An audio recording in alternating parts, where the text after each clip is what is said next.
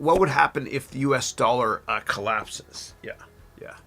I mean, there'd have to be a significant crisis of confidence for that to happen in the first place. The U.S. dollar is it is what it is, and people get upset when I say it sometimes. But it is the flight to quality currency.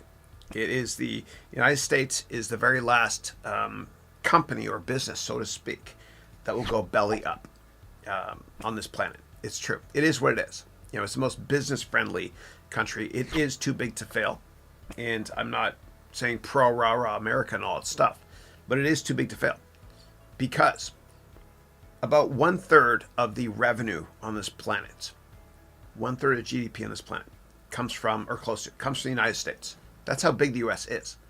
And people don't realize this, but 2/3 of the United States economy is consumer spending, not big business. It's consumer spending. And so America is too big to fail.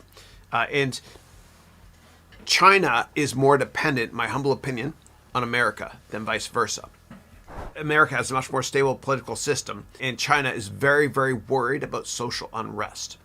What we saw in Tiananmen Square back in 1989 is the tip of the iceberg. We were lucky that CNN happened to be in China filming that.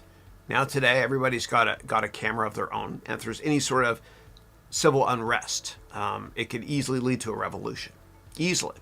And so China is very reliant on the United States because it is still, for now at least, an export-oriented country. They're trying to build up domestic businesses so they can be more internally focused. But they're very much an export-oriented country that is still dependent on the United States and the United States consumer. Yeah.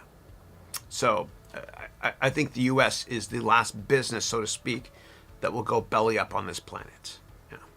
I do.